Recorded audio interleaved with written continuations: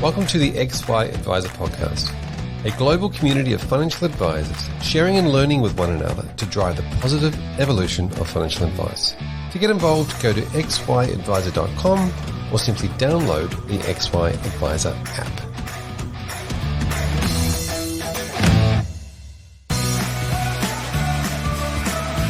Hub24 is on a mission to empower advisors to deliver better financial futures for their clients. They are dedicated to customer service excellence and delivering innovative product solutions that create value for advisors and their clients. These are just some of the reasons why advisors rate them number one for overall satisfaction and why their managed portfolio solution has been rated best in market 5 years running. Hub24 believes nothing happens in isolation. So they're working together with advisors, licensees, and industry leaders to leverage their data and technology expertise to help solve key challenges in the delivery of financial advice, so more Australians can access cost-effective advice.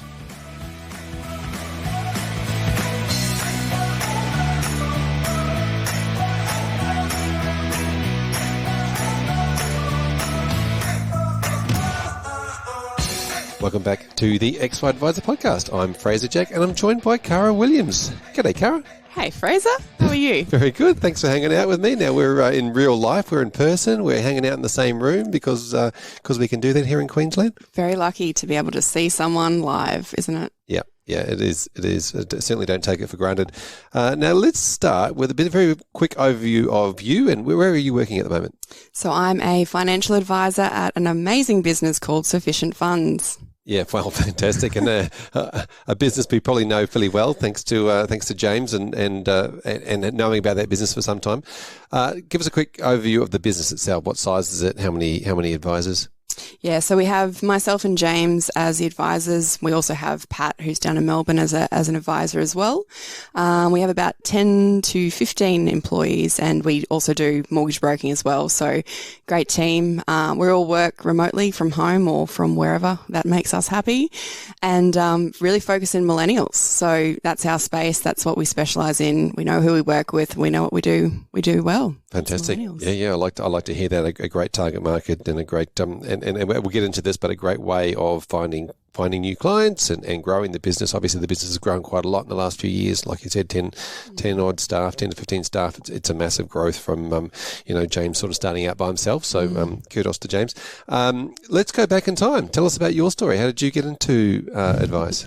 By accident. I actually had no idea what financial advice was. I think a lot of people I speak to, a lot of people fall into financial advice one way or another. And I was a very confused school leaver about what I wanted to do. I thought I was going to be a lawyer, didn't get the OP score, which is the Queensland score for that.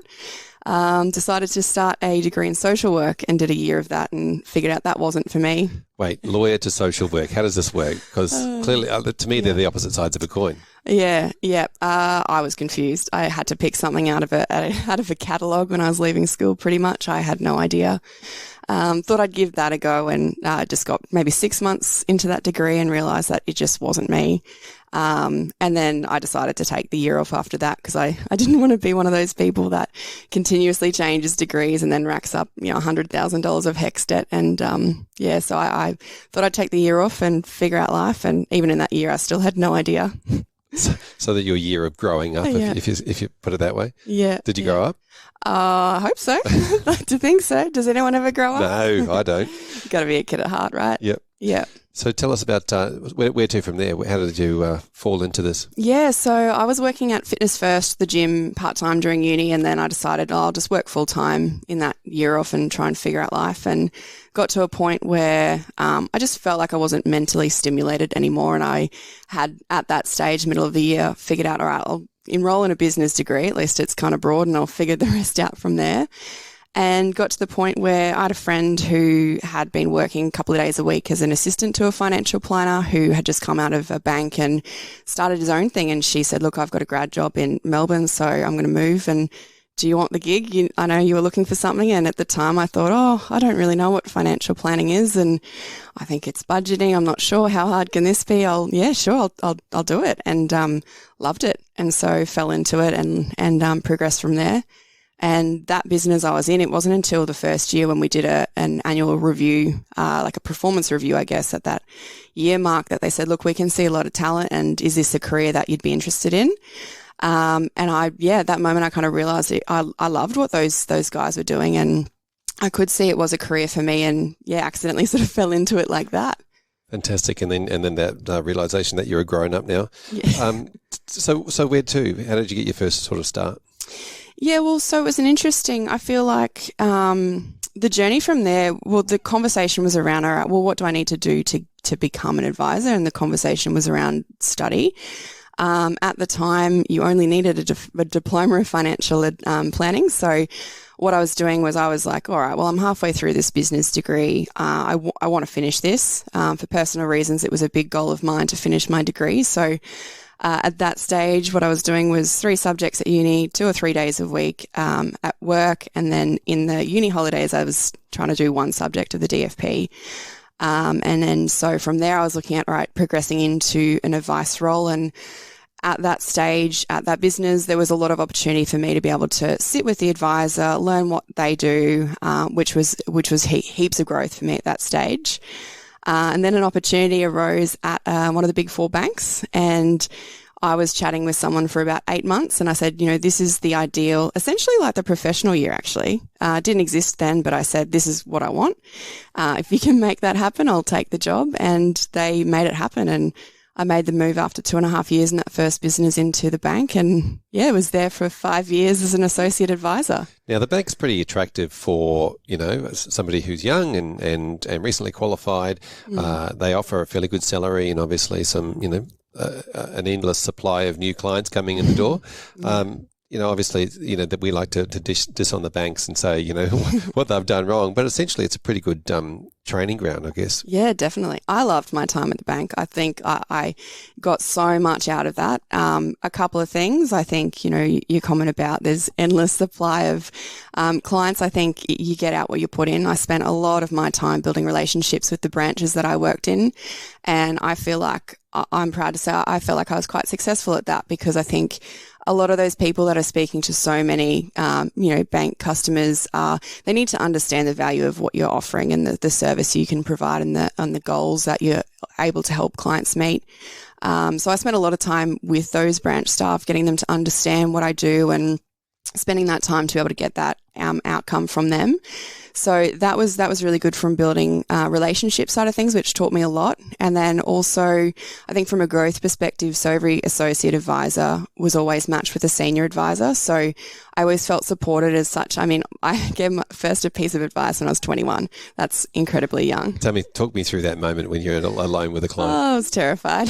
Yeah. But the thing was, like, I felt ready. I felt like inexperienced, but I felt ready because I had that year at the bank leading up to that moment of shadowing a senior advisor, seeing what he did, seeing the conversations. So it was almost like I was in a position where I was doing the job without doing it myself yet. So I had a lot of experience and training, which I felt like very, grateful for. And that's something I always tell young grads now is like, don't rush, just enjoy it. Like, learn as much as you can from everyone else who's done it for so much longer than you. And then when you get to that position, you feel ready.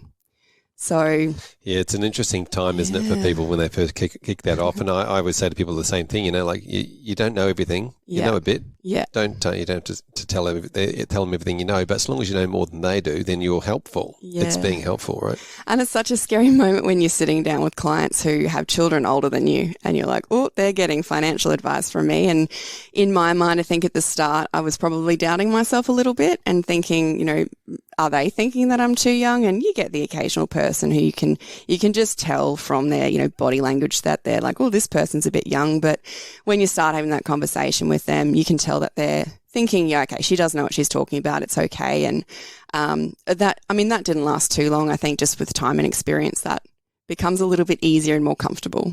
Yeah, it certainly does. Always does. Like riding a bike, I guess. Yeah. So 5 years at the bank, that's quite, yeah. And I want to go into this a little bit deeper, how you were building the relationships with the tellers, because it's important for any advisor that, whether it's an accountant or any other means of referral source, it's important to get that information. Time, energy, effort, Like, as in, what were you saying to these tellers to get them to understand the value of advice? Yeah, so I did it a couple of different ways. So as a group, as one-on-ones, I did a weekly huddle. So we'd talk about, I'd bring a case study or a client example that I'd just worked through the previous week, or any of those sorts of examples, talk them through what I do, ask them questions, get them engaged, so it's not just me standing up the front of a room lecturing people. I do little quizzes, little, competitions, like knowledge things like, okay, what does life insurance mean? All those sorts of things. So you can tell and get them engaged with their understanding and figure out, where do I need to kind of focus my time and energy on building their knowledge as well. I'd also do... it was a bit of a weekly email, I'd say, where I'd say, all right, this is what we've done for the week. This is how I've helped them. So it wasn't so much stats and figures of, this is how many people I helped or we helped as a team. It was, this is, I saw Jim and Jerry or whatever, and this is what we did. Yeah. So they could see the outcome of what they were doing and the benefits to those clients. So all those good news stories, showing them examples of how we were able to help was, I think, was definitely beneficial. Yeah, this sounds like it's not just a one-off though, right? You can't just go and say to somebody, I helped this person do one thing, and they're going to go, great, I'll just send all my clients here. It's that regularity of your weekly emails plus your regular catch-ups, your pods, those things. Yeah, definitely. Yeah, so that's an interesting learning. Don't just do once and, expect that it's going to work. No, and I could always tell, to be honest, like when I got busy and sometimes, a couple of weeks here and there, perhaps dropped off an email or two, and you could tell that you could see them it's not the forefront of their mind. And I think as a banking consultant, there's so many things for them to think about. It's a tough gig for them. There's so many different areas of what they do day to day that if, sometimes if it's not at the forefront of their mind, they've got so many other competing priorities. So yeah, it's consistency, and you got to work hard at it to get what you need out of it and to be able to help people. Yeah, exactly. Competing priorities in front of mind. I imagine that if I'm a bank teller, there's going to be the next person in the queue is kind of a priority rather than me stopping and asking a person whether they need to speak to a financial advisor. Yeah. And I think the big thing as well is I did a lot around like, behavioral finance and psychology around, Simon Sinek's a great example. So I did a lot of work with them on the Start With Why idea around, if you go to someone and go, hey, you can see Cara about your super, your insurance, your retirement planning, this or that, they'll be like, why? I don't understand why is that important to me? I'm literally here to get a home loan or do this. But if they have those quality conversations with them, they can be like, get a bit more deeper and talk to those people about the why, not just the what, and you're speaking their language and you're speaking to the emotional part of their, their thought process and decision making. Love it. So I've done a bit of that too, watching a bit of Simon Sinek and just ripping that off and using it to your advantage. Love it. So the bank journey for you was a 5-year. What sort of drew you towards leaving the bank and then wanting to get into sort of private practice? Yeah, so I got to the point where I was kind of looking for my new challenge. What you figure out when you speak to a lot of other advisors, that there's so many businesses out there doing different things and specializing in different areas. And I think the turning point for me, honestly, was when I did the Kokoda trek with the AFA in 2018.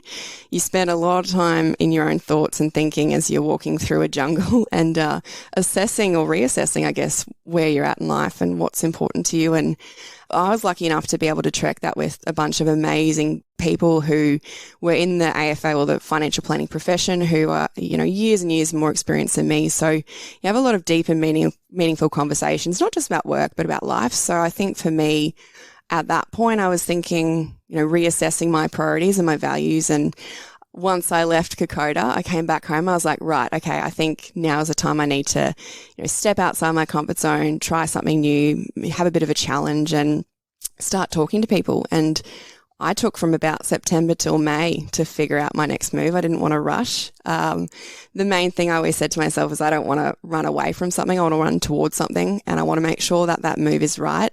I don't just want to take a job for the sake of leaving and trying something new. Yeah, fantastic. So it wasn't that you were motivated to take the next thing. You wanted to have a look around. Yeah. Talk to me about that transition out of the bank. Yeah, it was interesting because I think that moment I'd realised that there were so many businesses out there who did do different things, specialise in different areas, the way everything was structured, but not to the extent that when I started talking to businesses and people, I was like, oh, actually, there's a lot more happening out in the non-bank land than I kind of expected. And so I spoke to, I would say, about 12 to 16 different businesses, just not so much job interviews, but, you know, what do you guys do? Who do you specialize in working with? What do you do well? What doesn't work quite well? You know, what are your regrets? What would you do differently? All of those questions, and gave me a really good insight and understanding of what I didn't want and what I perhaps was looking for. So getting that clarity. So it took some time. And then, I came across a business who was introduced to me that was multidisciplinary. So they do accounting, financial advice, mortgage broking, and general insurance. And I thought, this is great because I've never had really experience in the accounting world. So being able to work in a business who I've got, you know, those people to be able to learn off and work with and all of that kind of was it was a good opportunity that came up. Yep.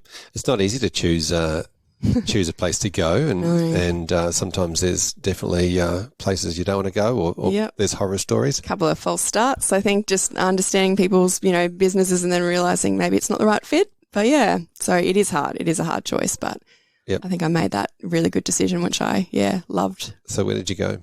I went to a business called Perry Orion. Great business based in East Brisbane, and very successful, well structured. They've been around for 20 odd years, and really experienced guys. I loved working there, and I learnt so much, especially, like I said, on that accounting side, and same sort of qualities, I guess, taking out of the bank with working with other people in different roles and different professions and experiences, and using those skills to be able to work with other people in the business to go, you know, this is what we do. This is the value we add. This is how we can work together. Also, you know, how can I help you? So what do I need to look for in my clients to be able to best support you as well, so that you can also help them from a different aspect? Yep. What was the age demographic of the clients in that business? Yeah, so I mean, we didn't really have a specialised niche. It was a lot of business clients, being the accounting firm, a lot of business clients, but your mums and your dads, pre-retirees, retirees, so fairly spread.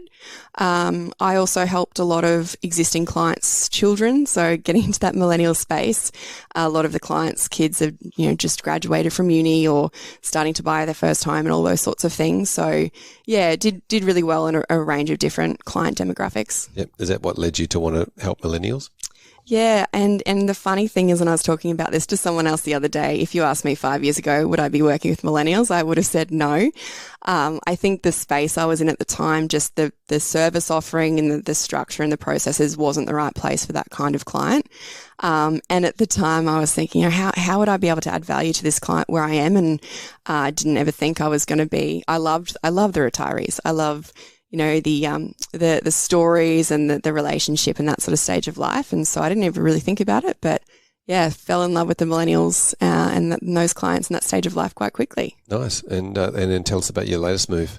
Yeah, Sufficient Funds. So I always feel like these jobs just kind of come up across, and I've always felt very lucky. And it was one of those decisions where I loved where I was, and however, I got to the point where when this came across me, I was like, oh, this is actually a really cool opportunity that I feel really aligned with where I was wanting to go, and also the demographic of the millennials. They do it really, really well.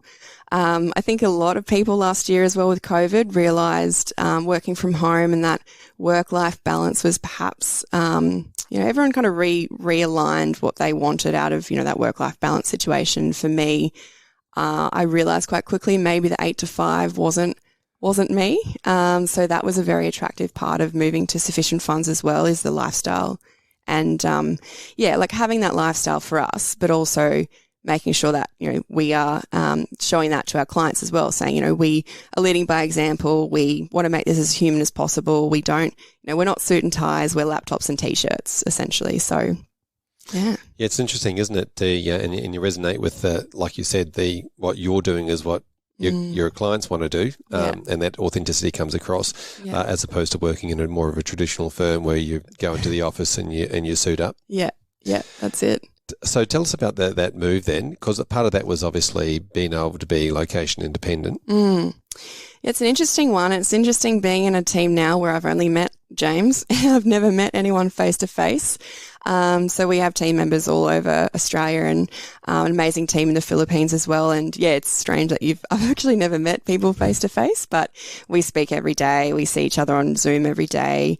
So, that transitions, it's an interesting one. I did meet James face to face before, and we had some, multiple conversations before I made that move. I met some of the team over Zoom, just have a casual chat with them, make sure, we were vibing right and all of that sort of thing. Because I think, the team is a very, very important part to making a successful business. And I felt like straight away I fit right in, which was good. So that transition I felt was a really easy one for me personally. Yeah. So tell us about the business itself. You're helping millennials. What are you helping them with? Anything they want. Anything and everything? Creating the life that they want to live. So we're very much lifestyle focused. Really the name in the business, making sure that they have the sufficient funds to do what they want to make them happy. So we've got a very clear process of what we do, how we define that. So one of the biggest parts of the first process is defining what's important to them. It doesn't matter if that means it's a 6-month-long holiday or buying a house or whatever they want with their work, lifestyle, personal goals.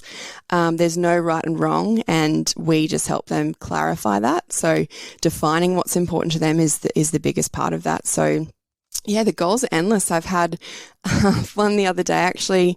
He said he wants 4 kids because David Beckham wants 4 kids. So you get all, I love that. It was, that made me laugh. So you get all these different goals that they feel like they can open, and, even if they think it sounds silly or whatever, doesn't matter. It's their goal. It's what's important to them. So that's what's important to me at the end of the day. Very much goals and lifestyle based. Yeah. I love the name too, Sufficient Funds.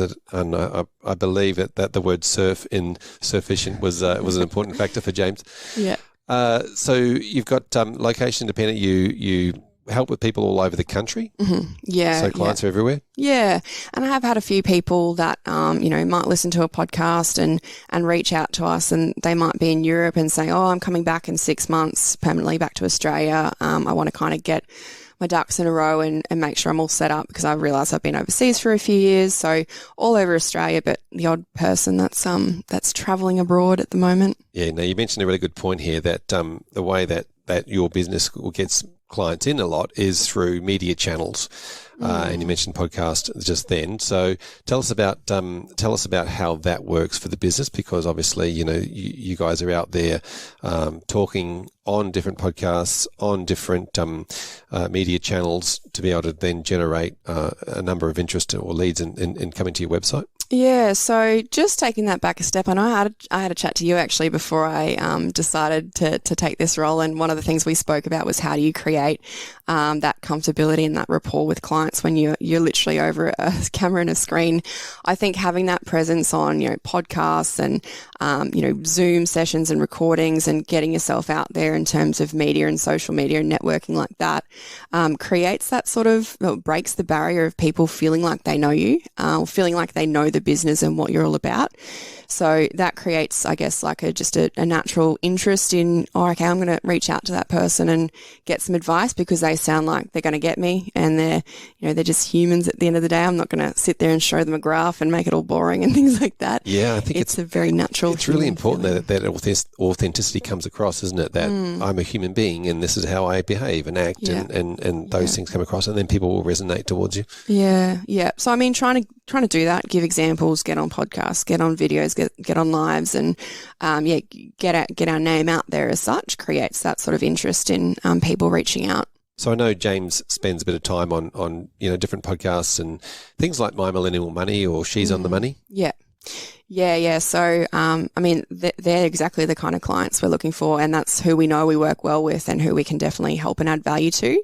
James even did a live with My Millennial Money showing the listeners what that first defining sufficient session looks like. So the amount of people I talk to and they're like, hey, I saw James on that podcast, the live with that young couple, and that's exactly what we want. So, can you help us? And we talk through that process and exactly what that looks like. So they already know, and they know what to expect from that first session that we have together.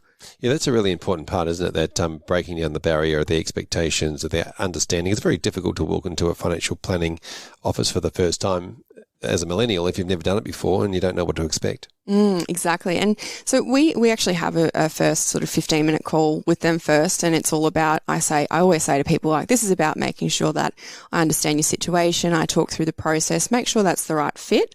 I'm massive on, I don't mind who people go and see for their advisor. I think the most important part for me is that a client finds someone that they gel well with, that they trust, that they feel like they can open up, because it can be such an intimate relationship where you're finding out stuff about people that, they don't even tell their closest friends or family. Like, I had a client yesterday who's having a, cesarean next Monday, and they told me the name, and they're like, oh, we don't know. Like, we haven't told anyone else. Should we tell you? And like, all that sort of thing. So clients open up, and I think, you've got to have that trust and rapport. So making sure the right fit is there first before they decide to engage in that process. Yeah, exactly. Now, take us through this process. So 15 minutes, they might reach out to you on the website, which again is an important part of the media strategy. They have book a 15-minute call. What happens after that? Yeah, so talk them through the process, make sure that, we can add value. We have our define moment. So our defining sufficient session is the first step. So we do focus on holistic advice, and what I always say is, some people might have had a financial plan in the past, right? So they kind of, sometimes I've heard people get to the point where they go, look, this plan's kind of ticking along, but we kind of forget why we're doing it. We don't really know, like, we can see the numbers and the figures, but it's just not exciting. It's not motivating. There's no, going back to that goals-based advice sort of conversation, it doesn't really resonate with us. So that defining sufficient session is really, really important, because we go through what's important to you, what are you working towards, what are your values, what are your goals, and me acting as a bit of a sounding board to people who aren't sure about their options or thinking, it'd be really cool to do this or this. And we just talk about it, get as much down on paper as possible, create a bit of a timeline, like a map of everything that's important to people, so that they can see that, and it really defines what sufficient means to them. And even, if they've got goals around things that aren't even financial, that's, if that's important to them, let's write it down. Let's talk about it. So at the end of that session, we can be really clear on going, well, this is what's important to you. We're not getting stuck into strategy mode or solution mode, really getting those golden pieces of information down, so that when we, do go to put a financial plan together, it's entirely tailored towards what they're wanting to achieve. Yeah, exactly. I love defining sufficient, because it means so many things, not just the money, but the happiness factor as well. What would you be happy with? What's sufficient for you? How long does that session go for? It's a 90-minute session. Yep. So a 15-minute pre-call, 90-minute session. At that point, are they're aware of, obviously, the process and the fees and those sorts of things. When do they sign on? So after that, that we see the defining sufficient session as a completely separate service. That's something that adds a lot of value to people, regardless of if they're getting financial advice or not. Gives them that clarity, gives them that lifestyle map. They can see everything down on paper. After that session, that's when they decide if they'd like to proceed with a financial plan. And then we walk through the process from there. So after that appointment is when we start to gather all the fact find details, or the assets, liabilities, all those sorts of things, and then start to gather that from there and start the process. Yeah. Now, when you talk about gathering, how are you doing that in an efficient way, an effective way? Yeah, so a lot of people talk about their tech stack. I think being efficient in processes and knowing, who's doing what are we gathering. We're using Basecamp is our task thread management. It's fairly flexible in terms of editing. I know a lot of people use Xplan. I find myself like Xplan's like, it's great, but it's a big beast, and it's hard to navigate, I think, for some people.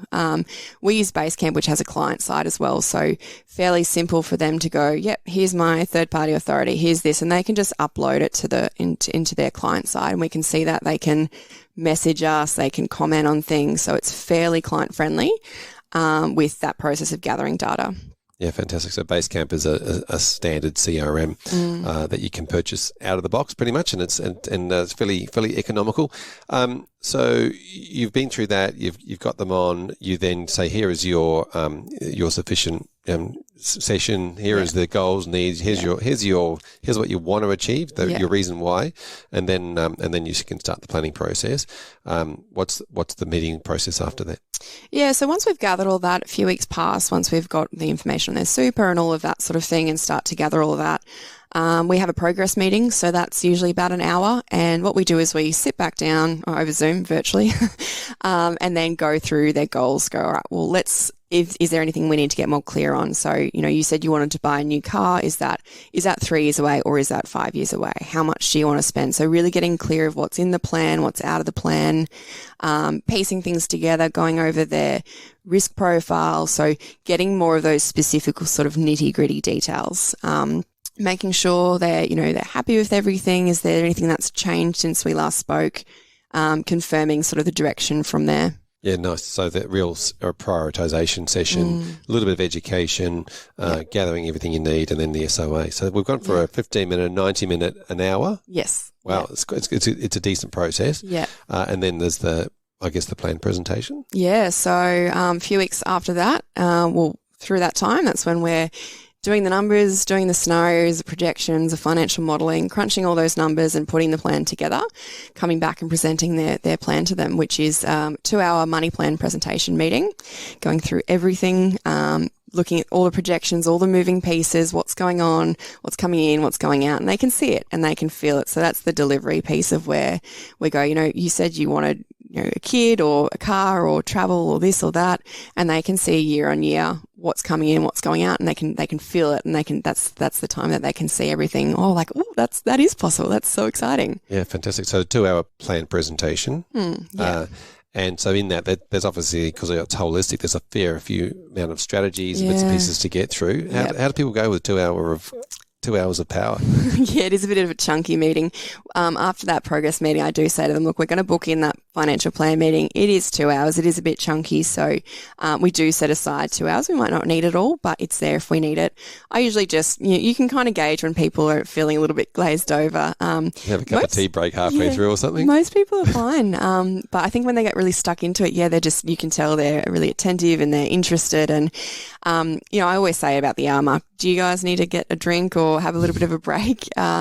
Most people are like, no, that's fine. Someone might run up and get a glass of water or something. But yeah, everyone's great with it. Everyone loves it. And I think at that point they're really excited because they're like, this is the moment where we see it all coming together and we can see what's possible. And we can see our goals on every single year, what's actually being achieved, what can be achieved. Pretty exciting moment for you too as well. Yeah, I get so excited. I was meeting with a young couple who had their first child the other day, and I even started the appointment saying, I'm so excited about this plan, guys. And they were laughing because I'm like, I'm so sorry. It sounded like a massive nerd moment, but I was stoked because a lot of their questions that they had of like, we don't know if we can do this or that, were answered. And I'm like, this is totally possible. And they were over the moon. And I think that's the coolest moment where the clients feel like a massive sigh of relief because they can see it and they can feel it and they're like, okay, this is awesome. We're on the right track. Yep. And then obviously you get into the implementation after that.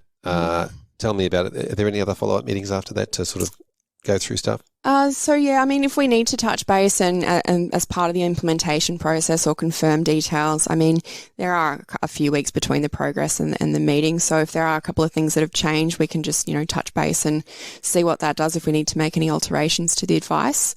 It's at that point, it's a separate decision point if they do decide or if I see value or they see value in an ongoing advice relationship, that's when we make the decision of proceeding from there. Yeah, fantastic. So it's really about spending that first, few months or whatever, getting it in place, set up and sorted. It's a 5 or 6 hour process. What sort of fees are you charging? What's the average sort of client fee size then? Yeah, so we're very structured in this. So the 15-minute call is complimentary to have a chat, make sure it's the right fit. The defining sufficient session is $440, and that covers the cost of the time for that session. From there, it depends on, is it a single person, is it a couple? Because couples, there is a bit more work involved with that. And it depends if they have something like a spending plan in there, because there's a lot of heavy lifting with a spending plan. It's a really important part of a foundation of a financial plan. So some clients have that sorted and they're really well set up in that sort of department. So, for a single person, it's either $3,300 or $4,400. For a couple, $4,400, $5,500. again, you know, there could be the situation where maybe there's a little bit more complexity there, and we would discuss that before they wish to proceed, if that was the case. Yeah, fantastic. And tell me about the ongoing side of it, because you know, having an advisor on your side is obviously beneficial. How do you talk to your clients about having an ongoing fee-paying relationship? And if so, what sort of do most clients take that on? So, I mean, I've been at Sufficient Funds for 5 months now, so still early days and still sort of building up myself there, and, you know, my client base. But I think there's a lot of value you can add to a millennial and that stage of life. There's a lot of moving pieces, whether that be kids or no kids or house or work and all these different moving parts. So I think there's definitely value in ongoing advice for a lot of clients. It's not for everyone. I sometimes say to people, look, this is, once we've set it up, it's like planting a seed and waiting for it to grow. If there's not a whole load of moving parts, then it's probably best for you to come back when things change, or once we're set up, just keep going as is. But it is very common for a lot of people to look at that plan and go, like, we can see those projections year on year and see that there are so many things that are changing in our life that we're wanting to aim towards.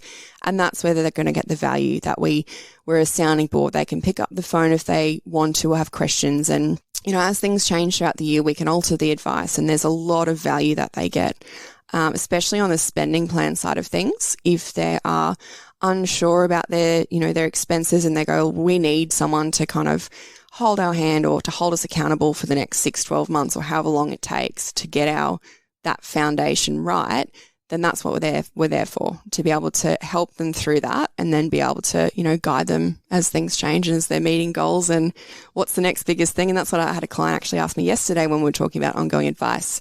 They said, you know, we have these massive goals for the next 3 to 5 years. Is that the point where we can go, all right, we've achieved them, what's next? And that's where the benefit of ongoing advice is, to have that person there to help you. Exactly. And if they're not going to stay focused on their goals, then that accountability buddy is really important. Yeah. Yeah. It's just like a personal trainer, right? Like, I mean, the amount of times that I've had a gym membership and I'll go and, you know, no one's watching, so I might skip a squat here and there. But, you know, if you've got a PT, like, you're not missing that squat, you're getting down. Yeah. Apparently that doesn't work unless you're actually doing the sets and reps. So exactly. So I've heard. So that's amazing. Thank you for sharing that process. Yeah. Tell me about all the work that you've been doing with the associations, because, I mean, we skipped over it at the time, but you were at the bank, you were a bank teller, you were participating in a lot of the association, you know, as you mentioned, the Kokoda, with the different associations, and you spend a lot of time then actually going outside your comfort zone, meeting new people and becoming and volunteering and working with associations and a lot of volunteer roles to give back to the community. Yeah, I guess from a very early age, I got comfortable with being uncomfortable, and my first conference was an FPA conference down in Adelaide, and that was in 2014. I was 4 weeks into being an associate advisor at the bank. No idea what I was talking about. I didn't know anyone that was going. I saw how it actually came up was that I was a student member of the FPA, and I saw this email come through, and I'd never been to a conference before. It always sounded cool. I was like, what's this about? I think the ticket was about $200 for the conference. So, you know, in comparison to a full-blown ticket, which are usually, you know, anywhere from $500 to $1,000, or whatever conference you're going to. I was like, well, this is good. All I need to do is pay for flights and accommodation, and saved up for that. And I was like, I'm just going to do it. I'm terrified because I don't know anyone. I don't know, you know, people might look at me and be like, oh, who's this kid? What's this kid doing at a conference? But from that point, I realized that it's so important to get yourself out there and network and talk to people. So kind of, just kept getting involved to that day, with both the FPA and the AFA. And so I've always, and going back to that point around talking to so many businesses in the transition out of the bank, I think I was always grateful the fact that I spent a lot of my own time building those networks and being able to touch base with people I've met and ask questions without feeling like, you don't know me, but can I ask you everything about your business? So having those connections already set up. And I mean, I spent a lot of my own money, like going down and doing conferences and networking events and all those things. And that's tough as a student, and not everyone can do that. But I think for me, like, I don't regret that at all. And I'm glad I did all the networking from a very young age. Yeah, it's really interesting, isn't it? You can separate that between what you were doing for work as a work expense or a work, this is a work conference, to the fact that you're getting your own personal development out of these. Definitely. And I've had so many people, like so many existing advisors who have been in the profession for years, always pick up the phone and I ask them questions and any sort of big decisions. I'm like, I just need someone to talk to this about. I don't know. What do I need to ask? What do I need to think about?